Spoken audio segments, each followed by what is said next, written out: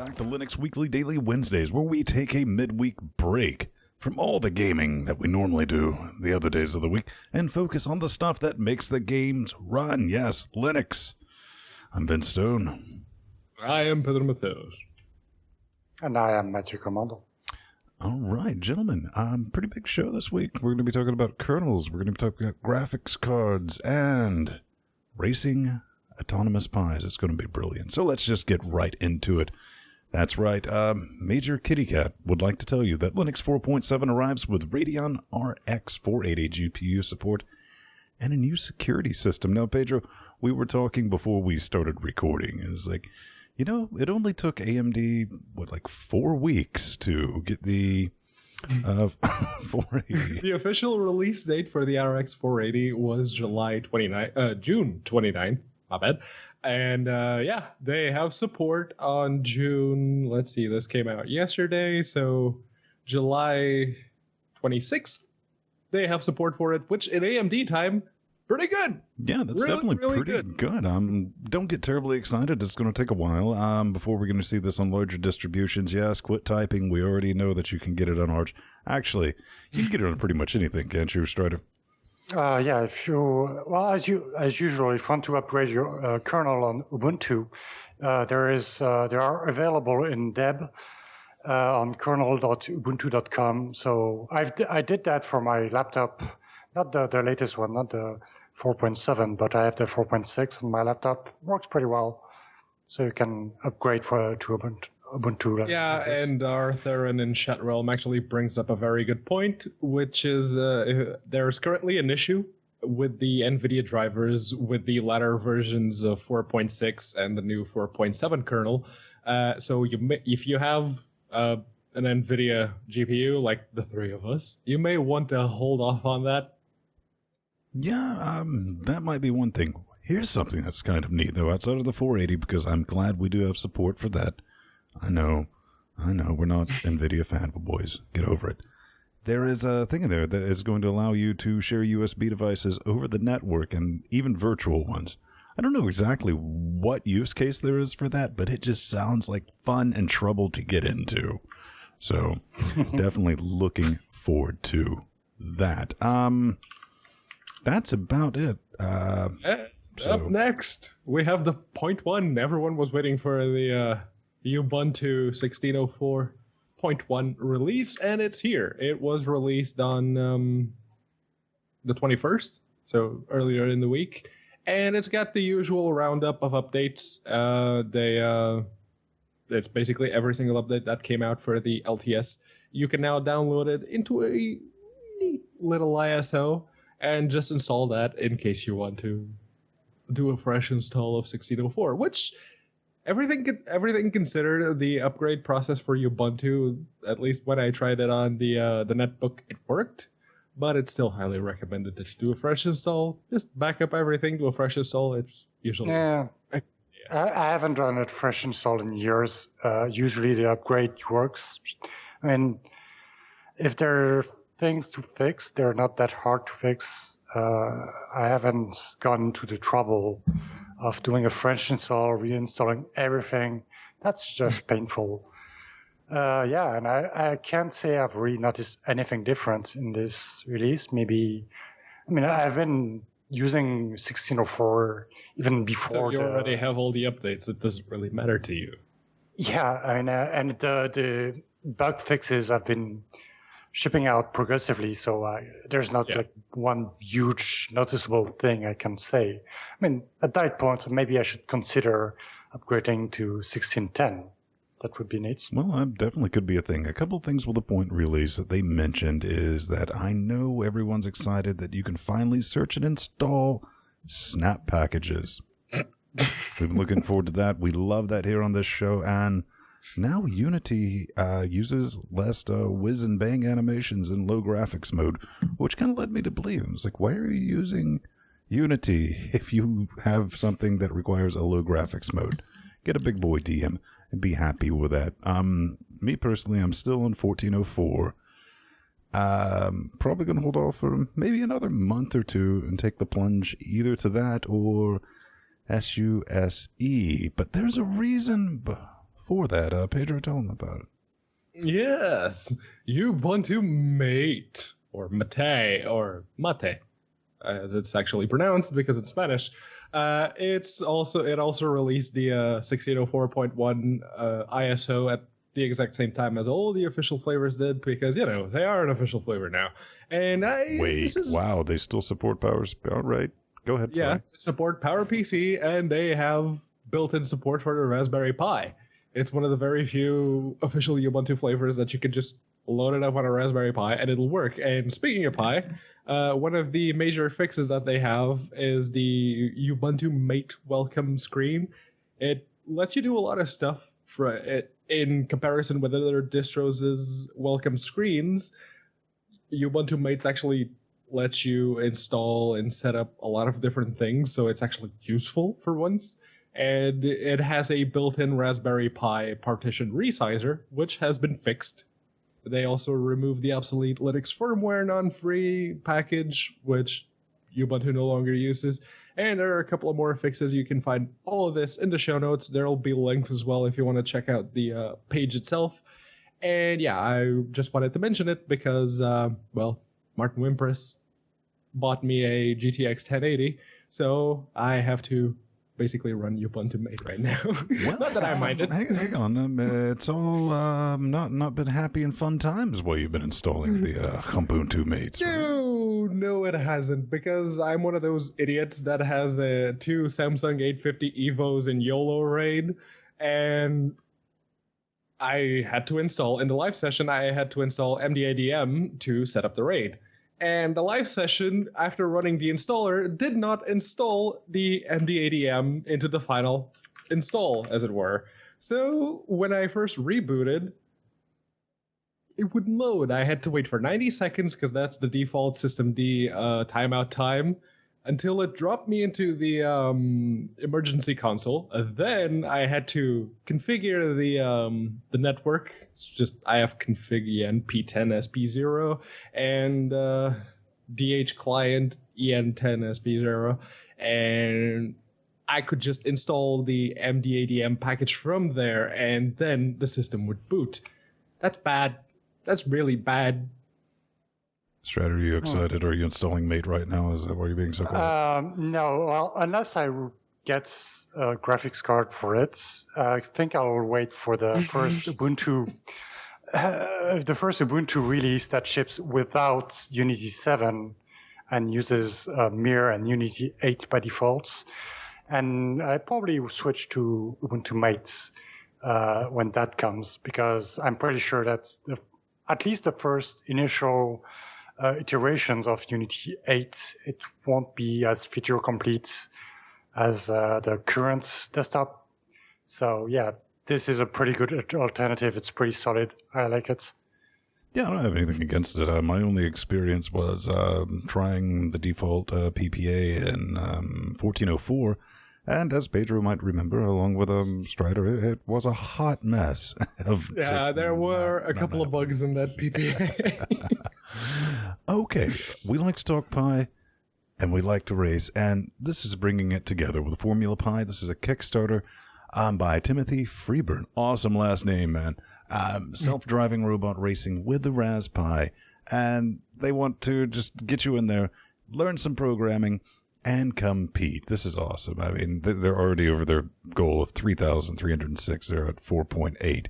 But you can kind of buy in if you want a piece of this action for, 35 quid, genuinely. We'll get you in. I definitely want to maybe compete in this because I really want to build a racer, whose sole purpose is to mate with other vehicles, because I'm me. And beside that, if you scroll down here at the bottom, I was like, yeah, maybe we'll put this in the show. Maybe. And they're going through the motors and all this and all that data. Then the people, if you just keep up, what? Yes. They're going to do some autonomous battle bots. The second you bring in IRL Carmageddon type stuff, I was like, take my money. I just do that. The link to that will be in the show notes. Strider, do you think this is a good? Yeah, if you start the first video when the guy presents the project, he starts talking about how people are not really confident about self-driving cars and everything. The thing is, if you continue watching the video, you see cars like bumping into each other and As you smack just them. smashing right into them, like this one. Yeah. So if you want people to trust self-driving cars, maybe you want to make sure that they do not like bump into each other and like drive on top of each other. It's like that would be a good start, and maybe then people would start trusting self-driving cars a little bit more. Okay, so the first thing that came into my mind when I saw this was like, oh, it's Unky Drive with Raspberry Pis. So are they doing anything different? Okay. Why isn't it open source? You're going to get to build it yourself and play around, Stallman. Put down your katanas, all right? No, I mean, if you're doing something to compete with Anki Drive at this point, good luck. But why don't you make it open source? I'm sure that's definitely going to happen, but this is something to play around with the Pi, and they're going to hold like legit little competitions to get together. You really don't have to be there because it's autonomous, so yeah, you can just put them on the track and away you go. Yeah, I'm definitely looking forward to the Destructotron versions of that later on. That really holds my interest. But we're all getting hacked, ladies and gentlemen. Too bad, too late. Oh no! There's actually a new attack that bypasses the HTTPS protection on Mac, Windows, and you guessed it, Linux. We're all vulnerable. Yep, that's right. We're dead, and we know about that thing you looked at last Wednesday. It was horrifying. By lovely charts here, if you're listening for the audio. You have businessman doing the business in the business, and you have hey, I've watched Mr. Robot. Let's do that and give him pink colored shades and labeled attacker, just in case you were wondering. Of course, he has a hoodie on. That's definitely going to be a thing. What is this, Strider? This just looks like your standard man in the middle, except this is a spoofed DHCP hooking up to that and yoinking it over the Wi-Fi, even if it's encrypted.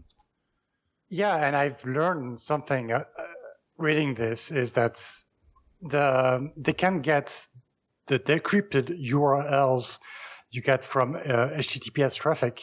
And what I didn't know is I thought that these URLs were already sent out in the clear, and I wasn't aware that these were also encrypted. So actually, if it was not vulnerable, then it's a very good thing. But what the attack does is it does some kind of proxy. It sets up a proxy and allows attackers to see the URLs the people are visiting. It doesn't send any other data, so you can't get like the content of the web page the users are visiting, but there might be some sensitive information in the URLs, like, for example, when you reset passwords and stuff like this. So yeah, it's pretty bad. And this is just another example of why you should not connect to free and open Wi-Fi hotspots. Oh, come on. You should definitely have all of your devices set to promiscuous mode. And no, absolutely really shouldn't. No, you're 100% right. I mean, don't use the free Wi-Fi's unless you know that there's nothing in there worth yoinking. Yeah. And even if you're on a network, VPN, all the things. But Strider, you got to go Alex Jones on us, right? Well, I might be a little bit paranoid, but even if you're not using free Wi-Fi or something like this, I mean, your ISP is not. You cannot trust 100% your ISP. I mean, there are like stuff like governments might have control over it.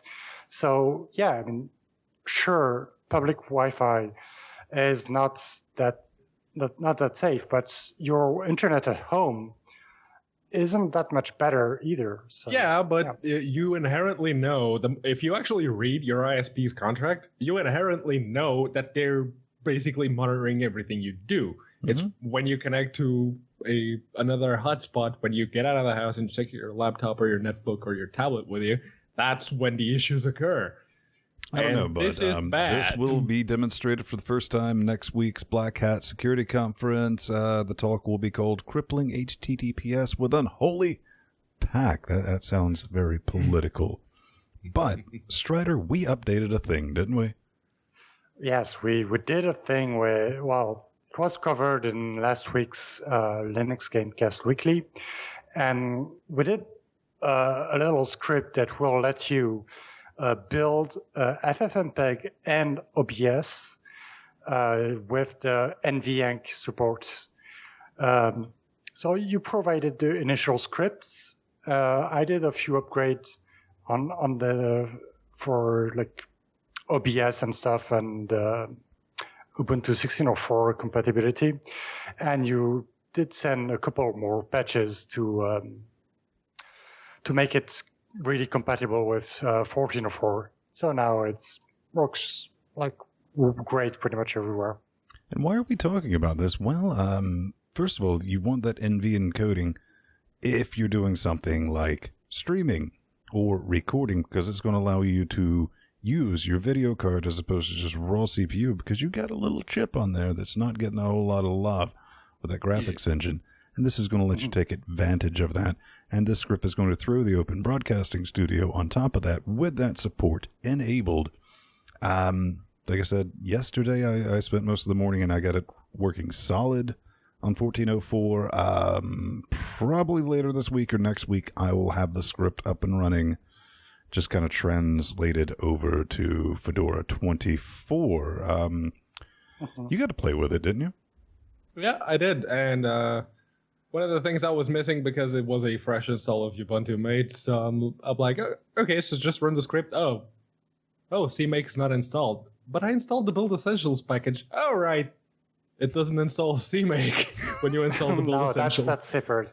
Well, you should have sent a patch for this. I would have added this into the script. It's just CMake. That was the only real dependency I needed, because I installed a couple of the dev files that I knew I already needed, and the Build Essentials, because you have to. And I'm like, okay, so I should have everything. Oh, CMake command not found. Huh.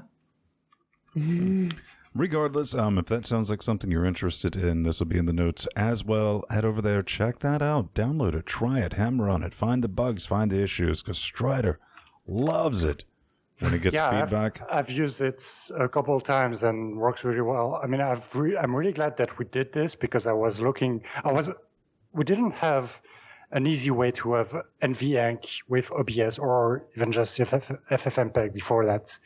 All you really need, to be honest, all you really need is to have FFmpeg compiled with NVEnc support, and then if you build OBS from source, even following the official how-to that they have on their GitHub page, it will see that FFmpeg has NVEnc enabled and will compile it with NVEnc support.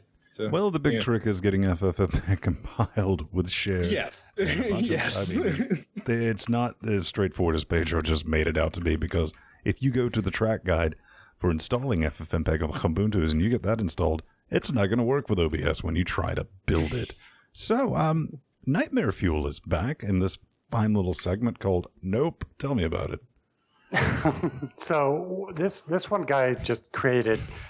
Because NWM does stand for Nope Window Manager, right? Yes. Nope Window Manager. He has written a window manager that is, well, at least partially written in Node.js. So, yeah, everyone needs that's HTML5 in their desktop manager. Most of the configuration is done with JavaScript. It's like one of those tiling window manager, like Awesome or i3, and yeah, I mean that's a thing. I mean, I'm not sure why you would use this. I'm not sure why you would even want to try and make it. I mean, sure, kudos to the initiative, but a JavaScript desktop environment, really? Yeah, I guess the main reason he did that is like, well, because I can. That's and also I guess for learning purposes. I mean,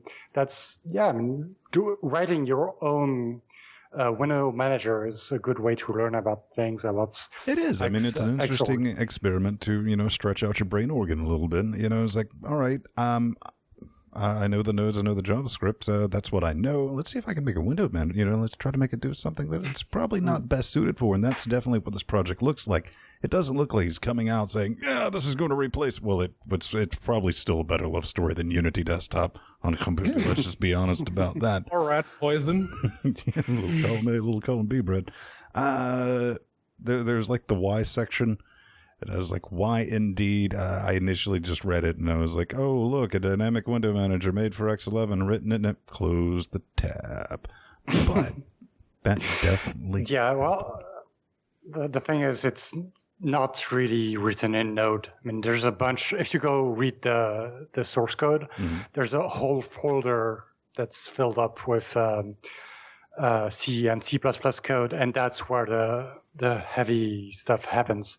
That's where the Linuxy bits are. There it is. Yeah, and the Node stuff is just the configuration, is where you like make your window moves and everything. The core of the project is still C and C++. Yeah. Well, the core of this show is a lot of people throwing dimes at our heads. Hey, man, dimes, quarters, nickels. $100 bills. We prefer you throw $100 bills at us, but we'll take those dimes if you have them. Because we're talking about how this show gets sponsored, why we're not beholden. Unlike Pedro, don't become like Pedro, to where you have to... I'm a shill. Yeah, become Make a shill. no mistake, I am a shill. Don't let Strider and us become shills. Support us on patreon.com/Linux Gamecast. We got some rewards, some things we're going to throw back in your face for helping us out, turning out this nightmare fuel. You're also going to get access to the new shows that, we don't throw anything behind the paywall, but, 1 week access, just for the Patreons. Yeah. We got the latest news. We got some rewards. Check out the right side of that if you're thinking about it. But I want to thank Artex Anon actually kicked in just a little bit, which is a little lot in my book right there, helping us do this. Something I do want to say, because I was just kind of digging around, guys, right? Mm-hmm. And I was like, wait a minute. I don't think we've given away any games on this show. But there's no. What about the gaming show? I was like, well, we've got so many games, we might as well. So if you're a Patreon, current or future, we're going to check next week. When this post goes live on Patreon, just type gimme, however you want to spell it. It's like gimme. Put it in the comments. You can pick between a copy of Payday 2 or Skullgirls. Both games. Neither one of them exactly cheap or bin price. Just do that, keep that in mind, and we will randomly select you. It's going to be awesome. But that's enough shameless whoring. Let's talk about Josh Glenn. Your favorite bit of software, Ben? OpenShot. Making Linux Gamecast Weekly and Linux Weekly Daily Wednesday videos since the beginning of time. No, who has this? Ken Starks has the conversation with OpenShot video editor. Over 1 million downloads. He's the CEO. He's the one guy. He talks about, hey, this is what's going on. The background of it. This piece of nightmare fuel. As I like to call it, Busted Arse POS 2.0 prototype of Nope, which is also known as OpenShot 2.0 slow crash. And just what's going on and what's planned for the future. But, what got me interested in this article is towards the end, it's like, well, what are some ways to fund you and to keep this project going? Which I was like, wait a minute. Seriously? Or are you just going to gloss over that $45,000 successfully funded Kickstarter for the development of 2.0? Didn't get a mention in the entire article. It's like, because that money was supposed to make that product. And what we have right now doesn't count as product, but here, let me give you an example. Strider, you tested it out. How did it go? Yeah, well, it's a beta, and I've tried it. I've tried the app image, so I haven't tried the PPA yet, but I got a seg fault when trying to run it. You basically got the gist of it. I mean, you didn't. Seriously, what's with 2013 Kickstarters not delivering? Still looking at you, Carmageddon. It's just trickling out. We're talking about facts. This is what happens. And yeah, I'm a little bit upset because the 2.0 has, this was funded in 2013. Here it is 2016. And if you try to use, and trust me, every time you go to the Kickstarter page and people are like, is this project dead? And you kind of feel like it is, even when you see what has been produced, is maybe being generous has 1/4 of the usability and feature completeness as the 4-year-old version that I'm currently using to do the show. Yeah, and it's even less stable than the one you're currently using right now because, hell, Strider was using app image and it's seg faulted right out of the box. Good yeah, well, I hope that it comes out of beta because you got a positive spin, Pedro. It's low on system resources. Oh yeah, no, it won't use anything. Yeah, I mean, it looks promising. I'm pretty sure there is some good stuff under this, but yeah, just once it works, it will be good. Before that, well, just have to wait, I guess, or send bug reports or pull requests, whatever. Yeah, I mean, listen, man, I supported the open shot. I'm giving them the monies, but we're waiting. I mean, it just rubbed me the wrong way when it's like you didn't mention the funding for that. And I'm not saying anything bad about Josh at all. I'm talking about the person who interviewed. It's like maybe you should have brought that up before we start saying and some more money, because that definitely happened. And there was also a focus with the 2.0 to make a version for Windows and Mac because they are decidedly lacking video editors. Right? Let's split that. Wine. All right, Wine. Let's whine all over this business because Wine.9.15 is now available. They have some more shader instructions in Direct 3D, performance improvements in GDI, which there's actually an open source Mesa version of GDI for Windows. Kind of awesome. But they have better multi-joystick support on macOS. I guess it already works as well as it could in Windows, in Linux. And they have active scripting improvements if in case you're using Wine to script something, and additional stream support in the C++ runtime, which is still more CSMT improvements coming down the pipe, which is also great. They also fixed a couple of bugs. The very last one is an MIRC crash on running code to see if MIRC is running in Wine. Woo. Really? I don't know, Strider. Basically, this is what I do when I see a Wine release. Control F, DX11, and if I see a red, I just like next. You shouldn't see a red anymore because every release, and there's a release every 2 weeks, so this one doesn't really differentiate from any other one. And there are some progress made on DX11 every 2 weeks, and you can track this on the changelog.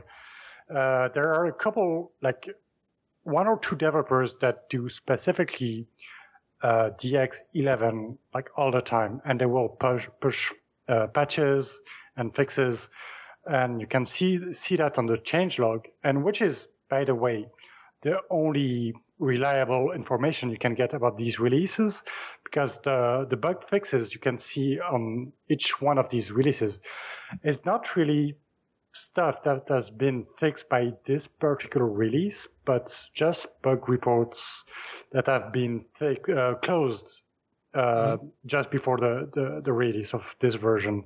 So when you see a bug fix happening, it might have been fixed a while back, but it hadn't been noticed and the bug hadn't been closed. So, yeah, that's not really the list of bug fixes are not really. Okay, well, what I should have said is you do Control F and type in Doom. No, you do Control F and type in D3D11. Yeah, there's 7 new hits by Joseph Kuchia.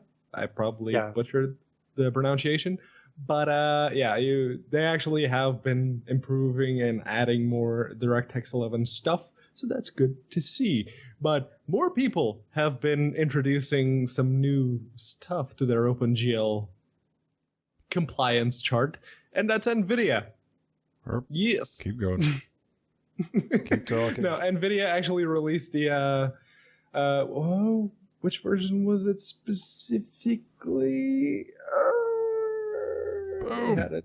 Oh, there it is. The 367.3602 beta, which provides the OpenGL 2016 ARB extensions for OpenGL 4.5 specifically. And yeah, this just brings the OpenGL 4.5 spec in the Nvidia drivers, which paired with the OpenGL vendor neutral drivers that they had before, just makes it so everything is up to par with the upstreams. And good on Nvidia. Both vendor neutral drivers and keeping their OpenGL implementation up to date with the upstreams. And they're still supporting the 400 series. I mean, yes. They're supporting video cards old enough to where I've given those away. I'm not even keeping that in the collection. Matthew, you have some words on it. I'm not even sure those new features will get used anytime soon, because the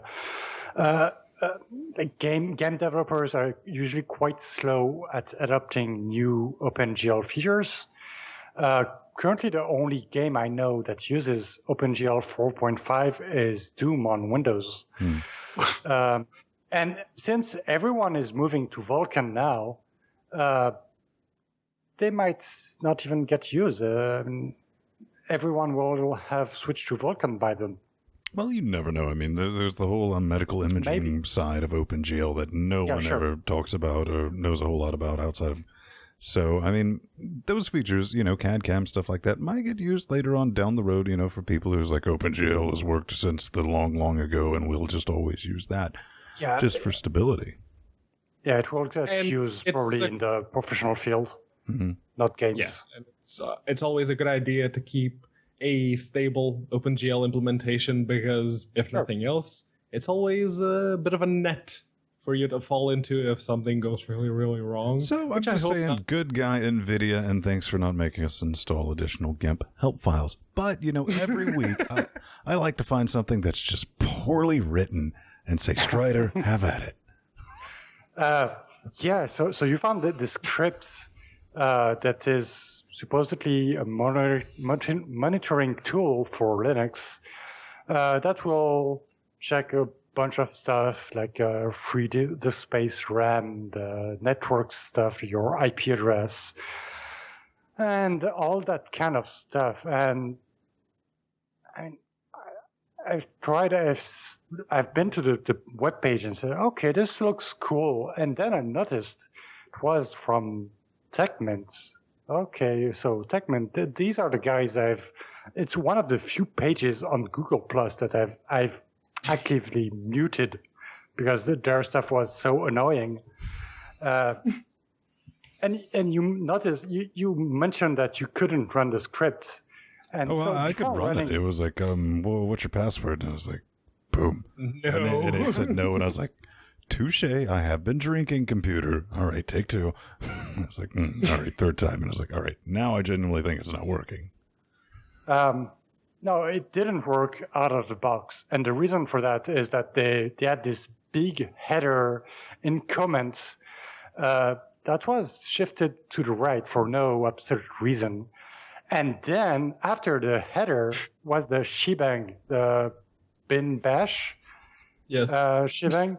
And if you don't put this right at the top of the script, this won't work. This won't do anything. This has no use. So that's what tells the system which particular shell you're using. If you're using bash, if you're using sh, if you're using whatever else you may have installed. But yeah, no, I wouldn't trust TechMint to report Linux news, let alone provide a script that basically just compiles the output from already existing tools and prints them in a slightly more readable manner. No. Well, I read the script, and while it was really poorly written, it was so simple that say, okay, this won't do anything bad because it's really basic. So I've made it executable, fixed the shebang so it would be at the top, ran it, and it didn't do anything special. Well, it did what it was supposed to do. It was not much, but it did it. Sure. Oh man, So- you should just submit the patch. It's like I made it work. No, it's if you want a really good monitoring tool, I cannot recommend enough that you install Glances, which is a really good monitoring tool made by a really competent and professional sysadmin called Nico Largo. He's French, by the way, and yeah, it's written in Python. It will report like a whole bunch of stuff. It's really good. If you haven't tried it, try it. You can probably apt-get Glance, or you can install it by pip, like pip install Glances. Really good stuff. So if you're looking for something similar, some monitoring tool, go for this one instead. Well, I think we're down to our last story, and it's a good thing it's what it is, because it wouldn't feel right ending Linux Weekly Daily Wednesday without a web page wrapped in an app. Yeah, it's the Electron Framework app of the week. Of the week, yes. So this one now is for Gmail. And yeah, that's what it does. It's a Gmail client on your desktop. Another one. And it does like a few things more than just putting Gmail into your into a window. Like it allows you to have like multiple accounts. It supports Gmail as well as Inbox. So if you have that as well, then you can use it. Yeah, when I was looking at this, I wouldn't compare it so much to the Gmail web client, but more like to the Gmail app. Yes. Yeah. On mobile. It's well, Ish. it's ish because it's really closer to the web client in terms of UI. And So But if you it's also- go to the Chrome Web Store and you install the Gmail Chrome extension app, whatever you want to call it, you get this, basically. yeah, almost. I haven't tried it, but what you will get with this one is like native notifications, like support for multiple Building from source. multiple accounts. It's Electron Framework. Yeah. We get the gist of it. I don't know, Yeah, man. I for- saw for this. It looks people- neat. It does what it says on the tin. It's open source. It's using Chromium. It works on basically anything with a pulse. And, then I check my mail in Thunderbird like I always do, because IMAP support for Google and Raisins. Yeah, this won't make stop using Thunderbird like anytime soon. Well, one reason for that is that I run also my own SMTP server in the addition of Gmail, so I need another client. One thing I wondered is when I looked into the project files, is there's a lib ffmpeg.so file. What's up with that? Because he's a monster, man. Yes, compile shipping compiled binaries for FFmpeg. That's a good idea, Strider. Yeah. Okay, well, that's going to do it for the show. But before we get out of here, get a little bit of feedback, man. Yes, we do. And if you'd like to get in touch with us and have your bit of feedback featured on the show, it's easy enough. Leave us a comment on Patreon, Facebook. Track down the original post, probably easier. Same with Twitter and G+, or leave a comment on the YouTube video, or just fill out the form in linuxgamecast.com, contact button, pick LWDW, and we'll talk about it. This week, Don left us a comment on the YouTube video last week saying, well, it was stupid. It was a stupid way for the hacker to get into the Ubuntu forums. At least the Ubuntu team kept so much of their stuff intact, including their ISO files. You misspelled it, whatever. Unlike the Mint team getting so much of their business tampered with. Oh yeah, no. Compared to the Mint hack, the Ubuntu hack, okay, so they took down the forums. They didn't even get the password. Yeah. This was like, 'tis but a glance. Yeah, no, it's but a flesh wound. Right. But no, it's compared to the Linux Mint hack, this was really nothing. Good Yeah, on the they went Ubuntu about team. it. They got it sorted. They got out in front of it. You know. Yeah. I mean, And they were upfront about it too. that's like the worst thing you do is like, so let's see how long we can. It's going to leak at some point. So, Yeah. Strider. Yeah, I mean, this was not a really big security breach, and it got fixed pretty quick. So yeah, good job for Ubuntu. Okay. Big words. Okay, Next. let's talk about VR. Random Ask. He writes in. He says, "Hey man, I'm sorry."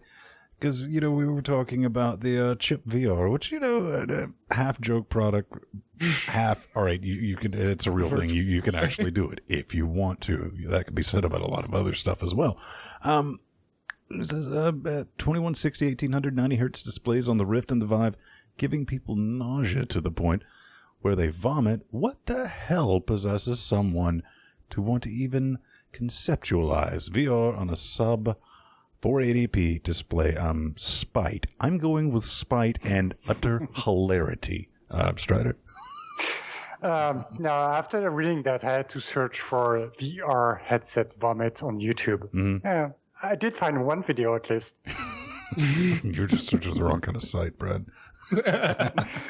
No, it's a basically people with a really thick pair of Virtual Boy nostalgia glasses on. That's really the only. No, man. I mean, I when they said, hey, this could actually run that, and I was like, this would be the first device to deliver the actual Virtual Boy experience without separating like C3 and C4 vertebrae in your neck. Without having that the much weight on tripod. your neck. Right. Because you remember the Audacity they had coming. I was like, this is portable. And everyone's like, yes, this is portable. That's why it has a tripod. Right. But speaking of tripods, there's 3 of us, and we need to close this out. But we will see you next week. It's been fun, and I've been Vince Stone.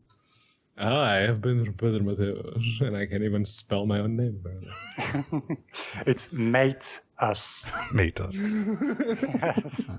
And I have been Matthew Commando. Okay, we'll see you next week. Pedro and I will see you this Saturday for Linux Gamecast Weekly. Bye-bye. There's a whole lot more cussing in that one. Bye.